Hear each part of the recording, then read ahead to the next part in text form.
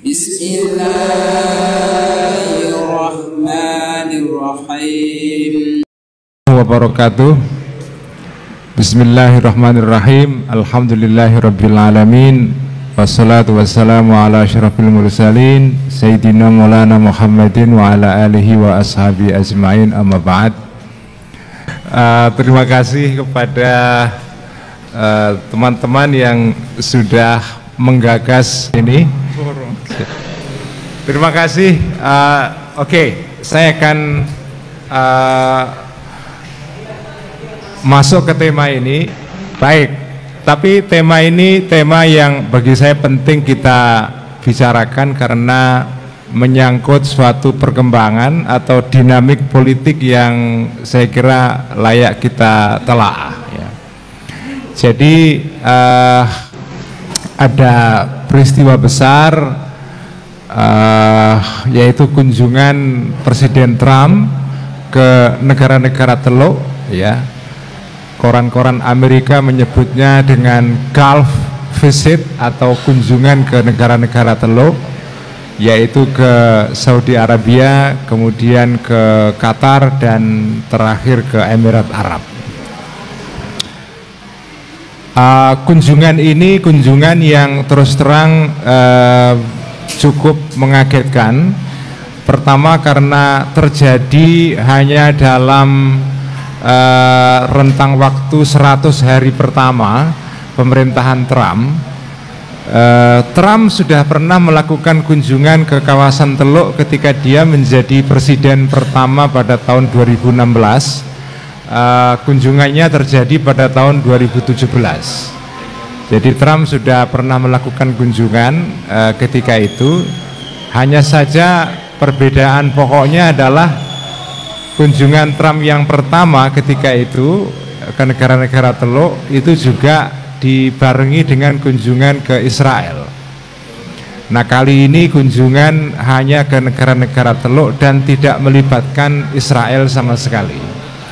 Nah, nanti akan saya bahas kenapa itu terjadi, kenapa tidak melibatkan Israel ya. Yang kedua, kunjungan Trump ini sangat penting sekali karena terjadi setelah 4 tahun di era presiden sebelumnya, yaitu Joe Biden. Negara-negara di kawasan Teluk itu seperti saya menyebutnya mati gaya. Kenapa? Karena selama pemerintahan Biden, negara-negara Teluk ini, bahkan Biden sendiri di dalam pidatonya resmi ketika dia menjadi presiden tahun 2020, dia menyampaikan pidato yang menjelaskan tentang visi dia mengenai kebijakan politik luar negeri Amerika terhadap negara-negara Arab. Nah, ketika itu Biden itu mengatakan 2 hal yang penting dicatat. Pertama adalah karena ketika itu terjadi setelah terjadinya perubahan kekuasaan di Mesir, Presiden Sisi berhasil menjadi presiden di Mesir, dan dia mengatakan dalam pidatonya itu bahwa mulai hari ini Amerika kembali dan Amerika tidak akan memberikan cek kosong kepada negara-negara Arab termasuk Mesir. Yang dimaksud dengan cek kosong di sini adalah kita tidak bisa membiarkan seorang kepala negara di negara Arab menjadi kepala negara seenaknya saja seperti kasus Sisi, karena memang posisi Partai Demokrat pada saat itu sebetulnya mereka tidak suka Presiden Sisi menjadi presiden karena tidak melalui proses yang demokratis. Jadi di dalam persepsi publik itu memang Partai Demokrat di Amerika lebih condong kepada Presiden Mursi yang dari Ikhwan itu. Nah, jadi ketika dia pidato di dalam pidato publiknya yang pertama menjelaskan mengenai visi dia tentang kebijakan luar negeri di Timur Tengah, dia mengatakan hari ini Amerika tidak akan membiarkan negara-negara Arab atau pemimpin-pemimpin Arab menjadi pemimpin tanpa dengan cek kosong. Yang pertama, yang kedua, dan ini spesifik, dia menyebut Saudi Arabia. Saudi Arabia akan kita jadikan sebagai negara pariah. Itu dikatakan dengan terus terang oleh Joe Biden. Jadi mau menjadikan negara Saudi sebagai negara pariah. Kenapa? Karena kita ingat pada tahun itu ada kasus pembunuhan seorang jurnalis Saudi yang tinggal di Washington, namanya Jamal Khashoggi. Nah, pembunuhan Jamal Khashoggi ini menjadi ganjalan atau duri dalam daging yang mengganggu hubungan antara Washington dengan Riyadh. Dan itu diangkat secara spesifik oleh Biden dalam pidatonya. Makanya 4 tahun di dalam era Biden itu negara-negara Teluk, terutama Saudi Arabia, itu betul-betul mati gaya, tidak punya akses ke Washington, atau mereka memang dipinggirkan sehingga mereka tidak bisa apa-apa. Itu yang menjelaskan kenapa di tengah-tengah dinamika itu kemudian MBS Muhammad bin Salman mendekat ke Cina, berkunjung ke Cina ketika itu, juga mendekat ke Rusia, karena memang ketika itu mereka diisolasi oleh Amerika Serikat. Nah, tiba-tiba sekarang terjadi perubahan yang dahsyat sekali begitu Trump menjadi presiden. Dalam waktu 3 bulan pertama langsung kunjungan luar negeri pertama. Bayangkan, kunjungan luar negeri pertama Presiden Trump itu dilakukan ke negara-negara Teluk. Yang pertama. Yang kedua, kunjungan ini tidak melibatkan negara Israel. Ini bagi saya suatu ya dinamika politik atau dinamika geopolitik yang sangat menarik. Nah, kenapa Amerika tidak tidak mengunjungi Israel dalam paket kunjungan ke negara Teluk ini? Ya, kita nggak tahu. Yang tahu hanya Trump dan Allah Subhanahu Wa Taala ini. Kita tidak tahu. Tetapi kira-kira kalau dibaca konteks politiknya adalah beberapa hari sebelum kunjungan Trump ke negara Teluk itu terjadi semacam ketegangan antara Washington dengan Tel Aviv, dengan Israel. Kenapa? Karena pasalnya memang sejak Trump itu menjadi presiden, lobby-lobby Israel di Washington, lobby-lobby Netanyahu terutama, itu mendorong 2 hal. Jadi beberapa hari sebelum atau sejak Trump itu menjadi presiden, ada upaya dari lobby-lobby Yahudi atau lobby-lobby Israel, terutama lobby-lobby Netanyahu di Washington, mendorong Amerika melakukan 2 hal. Pertama, melakukan serangan kepada Houthi, karena Houthi ya beberapa kali melakukan serangan drone ke Israel, karena Israel melanggar perjanjian ceasefire dengan Hamas pada bulan apa itu, saya sudah lupa. Tapi yang jelas Houthi melakukan serangan kepada Israel dan berhasil mengirim drone sampai ke bandara Ben Gurion. Itu luar biasa. Houthi bisa ngirim drone sampai masuk ke bandara Ben Gurion. Nah, itu menimbulkan kemarahan yang luar biasa bagi Netanyahu, dan dia berusaha mendorong Amerika melakukan pembalasan kepada Houthi. Nah, pembalasan itu tidak dilakukan. Kenapa?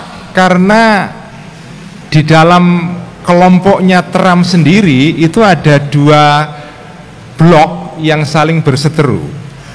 Negara Qatar itu tidak pernah dikunjungi presiden Amerika manapun, baru pertama kali ini. Ya. Jadi ini luar biasa, makanya saking syukur alhamdulillahnya Qatar itu dia menghadiahi pesawat ke Trump, harganya 400 juta dolar, itu luar biasa. Nah, jadi Trump berhasil membebaskan tahanan Hamas ini yang berwarga negara Amerika melalui bantuan Qatar. Dan ini oleh Trump dianggap sebagai quick win yang dia pamerkan, dan dia mengatakan beda dengan Joe Biden sebelumnya. Jadi selalu begitu, dia kalau punya capaian itu selalu ngenyek-ngenyek presiden sebelumnya. Beda dengan Biden sebelumnya, setiap dia punya capaian selalu dibandingkan dengan presiden sebelumnya. Memang maknyai juga ini Trump ini ya. Jadi dia mengatakan beda dengan Biden sebelumnya, dia tidak berhasil melakukan negosiasi untuk membebaskan tawanan Hamas, dan dia berhasil. Jadi dia tidak mau mengikuti tekanan Netanyahu untuk menyerang Iran dan Houthi, tapi justru dia punya agenda sendiri dan berhasil melalui bantuan Qatar. Itu yang menjelaskan kenapa beberapa hari sebelum kunjungan Trump ke Teluk itu ada ketegangan antara Trump dengan Netanyahu. Bahkan beredar isu di Amerika bahwa Trump tidak mau terima teleponnya Netanyahu. Jadi nggak mau terima telepon. Jadi hubungan utuh, purek lah Pak. Ya, jadi ketegangan ada terjadi, dan itu memang terkonfirmasi betul. Jadi isunya adalah ada ketegangan karena bahkan Trump mengatakan secara eksplisit bahwa Netanyahu ini, saya tidak suka kepada Netanyahu karena dia tidak menghormati saya dan arogan. Itu dia mengatakan begitu. Nah, ini yang dugaan saya kenapa kunjungan Trump ke negara Teluk yang terakhir ini tidak melibatkan Israel, karena memang ada hubungan yang agak tegang antara Israel dengan Amerika Serikat, antara Washington dengan Tel Aviv. Jadi ini menarik dinamika kunjungan Trump ke Timur Tengah sekarang ini. Nah teman-teman, mungkin saya nggak perlu berpanjang-panjang. Saya ingin membahas satu poin penting tentang kunjungan Trump yang ke Saudi. Karena bagi saya kunjungan Trump ke Saudi itu luar biasa. Sambutannya, jadi begini, menurut protokol Saudi, katanya ini saya juga nggak tahu ya. Protokol Saudi itu kalau ada kunjungan kenegaraan, itu biasanya kepala negara itu raja tidak menyambut di bandara. Jadi raja mengirim orang kedua untuk menyambut tamunya di bandara. Itu selalu begitu protokolnya. Kemarin ketika Trump ke Saudi Arabia, langsung MBS sendiri yang datang ke bandara menyambut kedatangan Trump, dan ketika pulang Trump juga diantar sampai ke bandara. Jadi pulang pergi diantar, PP Pak. Ya, PP. Ini sesuatu yang dalam sejarah protokol Saudi jarang terjadi atau mungkin tidak pernah terjadi. Menunjukkan bahwa Saudi ini Masya Allah merasa dia mendapatkan kehormatan, tersanjung banget. Dan Trump ketika berkunjung ke Riyadh kemarin menyampaikan pidato yang menurut saya, pidato sepanjang 48 menit. Bagi saya pidatonya, kalau saya suka sekali. Pidatonya keren sekali. Ada banyak poin yang disampaikan dalam pidato itu. Salah satunya yang menarik adalah pidato itu kalau betul itu pidato yang menggambarkan visi kebijaksanaan atau kebijakan luar negerinya Trump untuk Timur Tengah sekarang ini pidato yang luar biasa. Karena pidato ini menandai, kalau dilaksanakan benar, menandai suatu era diplomasi baru Amerika Serikat di Timur Tengah, terutama di negara Teluk. Kenapa? Di dalam pidato itu Trump dengan terus terang dan terang-terangan mengkritik kalangan-kalangan yang selama ini disebut sebagai kalangan-kalangan neokonservatif. kalangan neokonservatif ini adalah kalangan Partai Republik, tetapi yang kepingin mendorong Amerika ini melakukan intervensi besar-besaran di seluruh dunia, terutama di Timur Tengah. Salah satu intervensinya dalam bentuk apa yang disebut dengan regime change, melakukan proses rahasia untuk menggulingkan pemerintahan-pemerintahan yang tidak disukai oleh Amerika. Itu terjadi di Libya, terjadi di Tunisia, terjadi di Mesir, terjadi di Syria, dan juga upaya itu sebetulnya mengarah juga ke negara teluk, ya, ke negara teluk. Ada beberapa negara teluk yang diincar, misalnya Bahrain, itu juga arahnya ke sana. Jadi Arab Spring yang terjadi pada tahun 2011 itu sebenarnya dinamika yang dalam kacamata intelijen, ya, ini dipakai oleh Washington sebagai sarana untuk melakukan dorongan regime change atau perubahan rezim. Nah, Trump dalam pidato di Saudi kemarin di Riyadh mengkritik ini. Saya tidak mau lagi Amerika campur tangan di negara asing, menggulingkan rezim-rezim yang tidak kita sukai. Dia mengatakan, ya kalau mereka kepengen punya rezim yang seperti itu, apa urusan kita ikut campur dengan mereka? Kalau mereka kepengen punya rezim yang otoriter, ya monggo saja. Kita tidak punya urusan, itu urusan dalam negeri mereka. Kita tidak usah mencampuri urusan orang lain. Saya kepengen, dia berkali-kali mengatakan, saya kepengen yang terjadi di Timur Tengah sekarang ini adalah perdagangan ekonomi, bukan perdagangan senjata, bukan trading bom, ya, tukar menukar bom, bukan itu. Jadi dia secara eksplisit mengkritik petualangan kaum neokonservatif. Salah satu tokohnya yang terkenal kaum neokon ini adalah Paul Wolfowitz, dulu yang pernah menjadi duta besar Amerika di Indonesia. Nah, jadi kalangan ini dikritik dengan keras oleh Trump. Dia mengatakan bahwa ini tidak benar. Saya tidak mau lagi Amerika terlibat di dalam petualangan seperti ini. Saya kepingin Amerika sekarang dagang. Dah itu aja. Saya kepingin dagang. Nah, ini kalau beneran terjadi, dan ini kalau prediksi normal, ya, Trump akan menjadi presiden selama 4 tahun mendatang, dan kemungkinan penggantinya Trump, yaitu wakil presiden yang sekarang J.D. Vance, itu akan memenangkan pemilu, kemungkinan, karena populernya Trump sekarang, dan juga Partai Demokrat sekarang ini mengalami disorientasi dan kacau balau karena mereka tidak punya tokoh yang kuat. Jadi kemungkinan Amerika dalam 8 tahun mendatang itu kira-kira akan berada di dalam satu rezim politik yang visi kebijakan luar negerinya seperti ini, tidak lagi mau mencampuri negara asing. Nah, bagi saya ini adalah perubahan penting di dalam kebijakan luar negerinya Amerika. Yang kedua yang dia sampaikan oleh Trump itu, dia mengatakan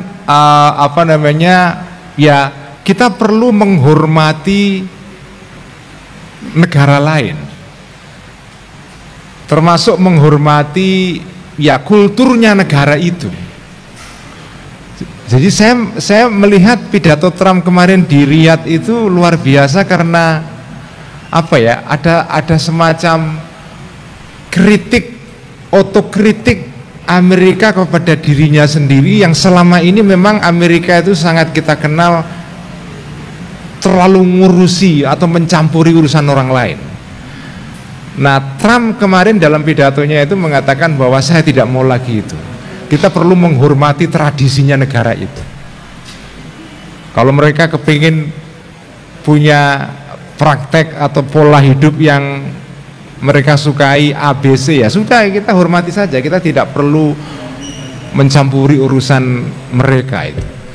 Jadi bagi saya kunjungan Trump kemarin di Timur Tengah ini luar biasa. Saya senang sekali karena negara-negara Teluk kemarin mendapatkan semacam endorsement dari Amerika, dan kita tahu negara-negara Teluk sekarang ini itu mempunyai proyek besar yang bagi saya ini kalau berhasil itu luar biasa. Jadi negara-negara Teluk terutama Saudi, Emirat dan Qatar itu berlomba-lomba untuk menjadi negara Arab yang modern sekali. Emirat Arab itu awal tahun ini mencanangkan, bulan Maret yang lalu mencanangkan investasi besar-besaran sekitar 1,4 triliun dolar. 1,4 triliun dolar investasi besar-besaran di dalam AI, dan semikonduktor. Jadi dia, Qatar ini mau menjadikan diri sebagai semacam Cinanya negara-negara Arab. Emirat Arab ya. Saudi juga kira-kira visinya hampir sama.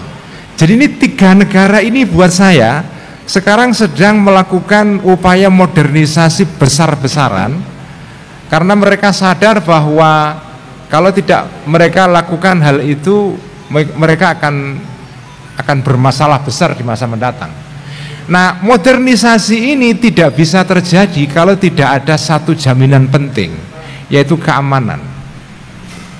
Nah, keamanan yang paling pokok adalah keamanan rezimnya.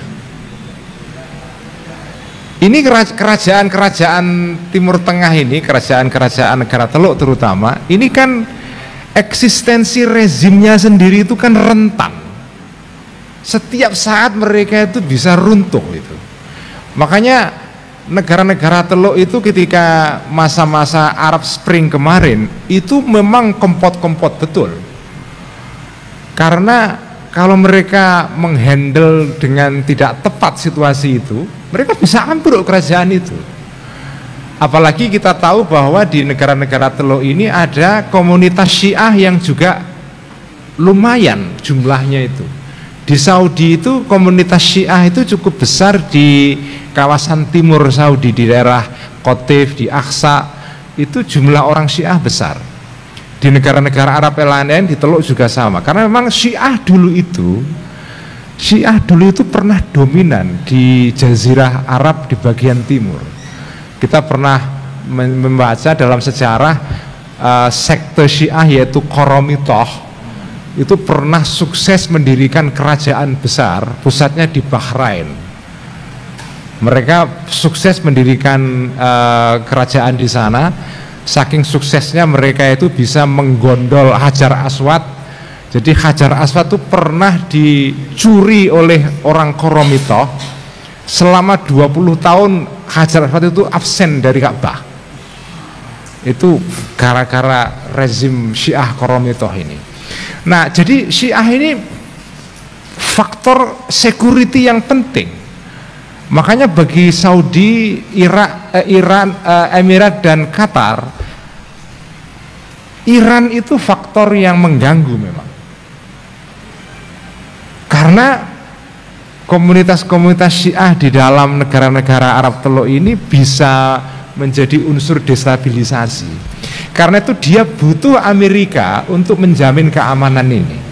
Tanpa dukungan Amerika, itu eksistensi kerajaan-kerajaan ini bisa bermasalah. Makanya kunjungan kemarin Trump itu Masya Allah itu betul-betul memberikan garansi security kepada negara-negara ini. Dan Saudi, MBS, Emirat dan Qatar bisa melakukan modernisasi besar-besaran. Dan saya secara personal, saya gembira sekali dengan kunjungan kemarin itu. Senang saya. Karena saya juga kepengen modernisasi di negara-negara Arab Teluk ini berhasil. Karena kalau berhasil itu kan ya kita senang juga lah. Ada negara Arab Muslim yang modern menjadi pusat industri semikonduktor, AI, Wah itu kan keren lah ya. Nanti kalau kita umroh itu kan nanti ada pilihan-pilihan wisata yang banyak itu. Apa namanya? Jadi sekarang ini saudara-saudara, Saudi itu lagi ambisius sekali ingin menuan rumahi event-event olahraga tingkat internasional. Mulai dari event golf, sepak bola, kemudian yang paling terakhir tenis. Ada satu event tenis yang bergengsi yaitu tenis perempuan. Jadi tenis perempuan itu ada serial turnamennya sepanjang tahun. Nah di ujungnya pada bulan November itu ada turnamen akhir tahun yang disebut dengan WTA Final. Itu sangat bergengsi. Dulunya Singapura pernah jadi tuan rumah. Saudi membeli lisensinya. Jadi sekarang ini final WTA perempuan itu diadakan di Jeddah. Nanti kalau kita umroh itu kira-kira sebaiknya bulan November, Pak. Sambil nonton tenis, setelah itu kita umroh. Jadi keren sekali. Jadi maksud saya gini, ini kalau negara-negara teluk ini modern itu ya bagus lah, menyenangkan. Dan belum lagi dampaknya kepada Wahabi. Pasti akan terjadi perubahan fundamental dalam ideologi Wahabi itu. Nah, kalau Wahabi di sana berubah kan insya Allah yang di sini berubah. Jadi dampaknya itu ya. Jadi memang dalam seluruh dinamik yang sekarang itu memang Palestina seperti dilupakan. Meskipun dilupakan sih tidak ya, karena tergantung kita ini bicarain apa. Karena kita sekarang ini kan lagi membicarakan mengenai normalisasi hubungan kembali antara Amerika dengan negara-negara teluk. Nah, di dalam wilayah ini itu memang kalkulasi Palestina tidak masuk, tidak masuk sama sekali. Karena kita tahu bahwa negara-negara Arab ini sekarang terutama negara-negara teluk kan menghadapi pilihan dilematis ya. Dia harus menempuh jalan, sebetulnya ada dua jalan, jalan Saudi dan jalan Iran. Kalau Saudi menempuh jalan Iran, yaitu konfrontasi dengan Amerika, termasuk dalam soal Palestina, ya, pasti habis dia. Saya tidak tahu, tapi saya kira itu bukan pilihan yang masuk akal buat Saudi. Sehingga Saudi ya kita tahu memilih jalan lain. Dia memang memprioritaskan kepentingan nasional dan harganya adalah dia harus bersahabat dengan Amerika, dan by default dia juga bersahabat dengan Israel, meskipun persahabatan dengan Israel ini belum terbuka ya. Tapi sebetulnya ya Saudi ini ya senang sebetulnya atau suka dengan proposal Abrahamic Accord itu. Kenapa? Karena ya ini lebih menguntungkan kepentingan nasionalnya Saudi. Karena fokusnya adalah ekonomi, stabilitas keamanan, dan dia bisa dilindungi dari ancaman negara-negara Iran dan proksinya. Jadi memang harga yang harus dibayar oleh pilihan Saudi ini adalah mengabaikan masalah Palestina memang. Ya, untuk hal ini memang kita sedih ya, sedih memang. Palestina kemudian diabaikan. Yang lebih menyedihkan lagi sebetulnya dinamik yang terjadi di Syria. Ini lebih menyedihkan lagi dan absurd sebetulnya. Ya tapi gimana? Syria sekarang ini dengan kunjungan Trump kemarin, itu dapat durian nomplok luar biasa.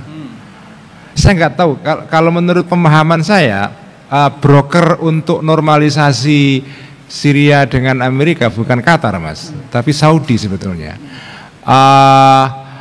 Jadi karena pertemuan Asyara dengan Trump di Saudi, di Riyadh, Syria itu bertahun-tahun, Masya Allah, diembargo. Kehidupan rakyatnya yang menyedihkan betul itu. Nah, Syria itu bukan Iran. Iran itu mengalami embargo ekonomi sudah lama sekali. Dia sudah udah terbiasa, ya, udah tegar udah. Tapi negara seperti Syria yang tidak sebesar Iran, kekuatan militernya juga tidak sebesar Iran, plus dia menghadapi kekuatan-kekuatan pemberontak. Jadi Arab Spring itu kan harga yang harus dibayar oleh Syria adalah dia kemudian menghadapi kekuatan pemberontak yang didukung oleh Saudi, didukung oleh negara-negara Teluk kan. Nah, ya nggak kuat, Syria akhirnya jatuh dan kemudian dipimpin sekarang oleh Ahmad Asyara yang dulunya adalah sebetulnya tokoh teroris ya. Nah, setelah dia menjadi presiden Syria, ini sekarang jadi perdebatan menarik di dalam percakapan global tentang sosok Asyara ini. Ini gimana? Orang Salafi ini seorang Salafi dulu jihadis melawan pemerintahan Bashar al-Assad, dan dia pernah melawan pendudukan Amerika di Irak, pernah dipenjara, dan pernah kepalanya dihargai 10 juta dolar kalau ada yang bisa membunuh Ahmad Syara. Tiba-tiba ketika dia berhasil menjadi presiden di Syria, sekarang kemudian berdamai dengan Amerika dan berdamai dengan Israel. Ini jauh lebih absurd sebetulnya, tetapi dia mendapatkan keuntungan besar yang saya kira luar biasa. Embargo dicabut. Sekarang ini kalau Anda lihat, saya kan nggak di Syria, tapi saya lihat foto-foto ya, video-video tentang bagaimana sambutan rakyat Syria ketika embargo itu dicabut, luar biasa. Dan sekarang ini ya kita sudah bisa memastikan dalam waktu yang tidak lama kehidupan ekonomi di Syria akan pulih itu. Akan pulih. Tetapi sudah pasti ada bom waktu. Pasti akan terjadi tidak lama lagi mungkin ya, saya nggak tahu. Bom waktunya ya apa, mereka akan melakukan vendetta atau balas dendam kepada orang-orang Syiah, orang Alawi, orang Drus, macam-macam lah. Itu nanti nggak tahu kapan mereka pasti akan dihabisi itu. Karena itu kan musuhnya Asyara ya. Orang Kristen juga ada problem juga, kaum minoritas ya. Tetapi ekonomi pulih Pak. Ya gimana ya, memang ya dilematis memang menjadi pemimpin atau menjadi penguasa di Timur Tengah ini. Kalau saya sekarang sudah melihat begini, menurut saya urusan demokrasi itu sudah nggak relevan lagi dengan negara Arab itu. Apalagi setelah peristiwa Arab Spring. Peristiwa Arab Spring itu trauma bagi seluruh penguasa Arab itu. Pertama, peristiwa Arab Spring dipakai oleh Amerika untuk melakukan regime change.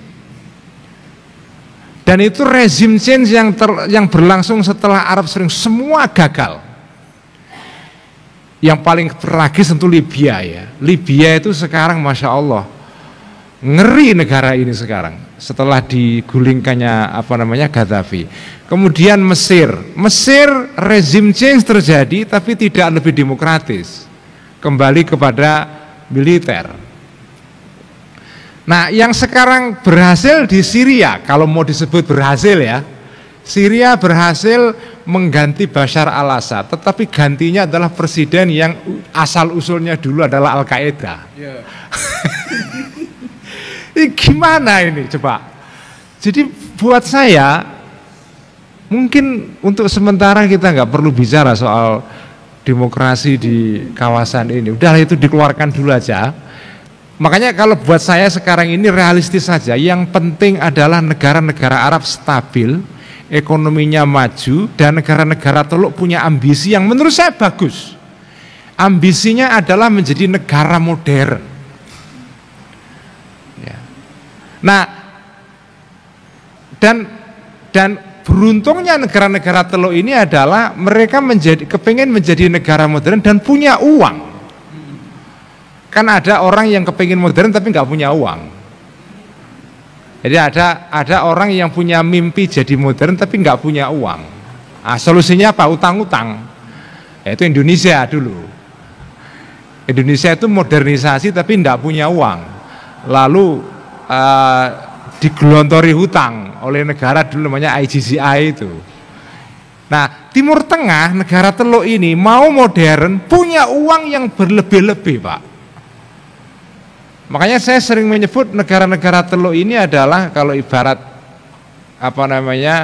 kata gitu, ini orang kaya dan ngerti cara menggunakan kekayaannya. Karena ada dua jenis orang kaya, Pak. Ada orang kaya tapi tidak bisa menggunakan kekayaannya. Nah, kita melihat orang kaya yang tidak bisa menggunakan kekayaan, kita sendiri itu jengkel itu. Walaupun kita nggak ikut memiliki uangnya itu ikut jengkel. Kenapa kok ini kaya kok norak gitu. Itu kita sendiri jengkel. Nah, saya melihat negara-negara Teluk itu menurut saya mereka kaya tapi mengerti cara menggunakan kekayaannya. Indonesia ya sugih ora. Jadi saya sih sekarang melihat kepentingan utama negara-negara Arab sekarang ini adalah pertama stabil secara keamanan, yang kedua adalah pembangunan ekonomi, terutama kalau negara-negara Teluk adalah modernisasi. Kalau ini berhasil menurut saya dampaknya besar menurut saya. Besar sekali, ya, besar sekali itu. Ya, model Cina sekarang memang menjadi model yang makin populer ya. Amerika pun sekarang mengikuti model Cina, tidak lagi menerapkan diplomasi global untuk mengkampanyekan nilai-nilai universal kan. Bahkan Trump sekarang ini terus terang dalam pidato-pidatonya dia mengatakan, dia selalu menyindir. Dia selalu menyebut orang-orang yang dia sebut dengan orang-orang globalis. Jadi dulu ada globalisasi, sekarang ada globalis. Globalis itu sebutan yang dipakai oleh para pendukung Donald Trump dan Trump sendiri untuk menyebut kalangan-kalangan pendukung Partai Demokrat dan orang-orang yang visinya itu dunia itu harus diatur melalui satu sistem global. Agak berbau khilafah ini Pak sebetulnya ya. Ada unsur khilafahnya ini, khilafah global tapi berbasis nilai-nilai sekuler demokrasi itu. Jadi kekhilafahan sekuler kira-kira gitulah. Nah, jadi orang-orang globalis ini kan membayangkan dunia ini harus diatur dengan sistem multilateral yang berdasarkan nilai-nilai universal. Misalnya HAM, kemudian perdagangan bebas, perdagangan yang tidak dihambat oleh tarif atau semi tarif atau non tarif. Itu bayangan orang globalis ini. Nah, sistem global ini sekarang itu mengalami serangan hebat dari kalangan kaum kanan yang merupakan pendukungnya Trump ini. Mereka mengatakan sistem global ini minimal untuk konteks Amerika merugikan. Karena sistem global ini membuat perusahaan-perusahaan di Amerika, milik orang Amerika sendiri pergi keluar. Malah mereka mendirikan pabrik di Cina, di Vietnam, di tempat-tempat yang lain. Sementara orang Amerika sendiri malah melongo, nggak bisa kerja. Nah, ini yang menimbulkan titik balik itu. Nah, terakhir, tapi ini jalan Trump memusuhi sistem global ini nanti gimana? apakah berhasil atau sukses? Pertama, apakah berhasil menegakkan kembali dominasi Amerika? Yang kedua, apakah berhasil membangun sistem baru? Saya menyebutnya sistem pasca WTO. Karena sistem perdagangan baru ini betul-betul sudah meninggalkan cara WTO. Cara WTO dulu adalah perdagangan itu diatur melalui kesepakatan bareng-bareng, kolektif. Sekarang perdagangan dilakukan melalui diplomasi negara per negara, state to state, satu persatu, bilateral, tidak lagi multilateral. Itu kan pertama lama, terus ya membosankan kan, karena masing-masing negara harus negosiasi, itu kan nggak praktis. Nah, pertanyaan pertama, saya kok tidak yakin ya Amerika ini bisa menegakkan kembali dominasinya ya. Menurut saya eranya Amerika sudah berlalu memang. Ya sudah, memang ini ya tilkal ayyamun nudawiluha bainan nas. Ya sekarang memang ya sedang masanya Cina Pak, masanya Wuling Pak. BYD. Karena mobil saya Wuling. Sekarang eranya Wuling Pak. Jadi menurut saya kok susah. Menurut saya Cina nggak tergeser. Huawei itu diblokir oleh Amerika, nggak bisa. Cina tidak bisa lagi mengakses teknologi semikonduktor negara-negara Barat. Mereka mengembangkan sendiri semikonduktor itu, dan sekarang konon sudah, kalaupun tidak melampaui, sudah sama dengan teknologi semikonduktornya negara-negara Barat melalui Huawei ini. Dan Huawei sekarang ini sudah menyatakan mereka lepas total membangun istilahnya itu ekosistem aplikasi sendiri kan, total bisa bebas. Itu dahsyat sekali. Makanya menurut saya ya sudahlah. Nah, dengan merosotnya Amerika sebagai kekuatan dominan ini, menurut saya ada harapan masalah Palestina selesai. Karena tesis saya, mungkin saya salah, tesis saya adalah Palestina tidak akan selesai kalau dominasi Amerika masih besar. Kecuali kalau terjadi perubahan polisi Amerika terhadap Israel. Kemarin ini ada sedikit ketegangan antara Netanyahu dengan Amerika, tapi itu Netanyahu personal kepada Israel tidak berubah.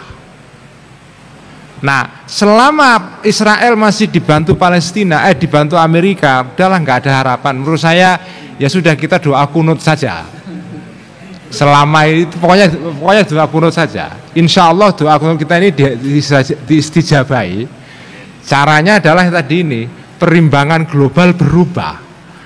Nah sekarang Eropa posisinya terhadap Israel sudah mulai sedikit bergeser. Semuanya sekarang mendesak Netanyahu untuk menghentikan serangan Gaza akhir-akhir ini.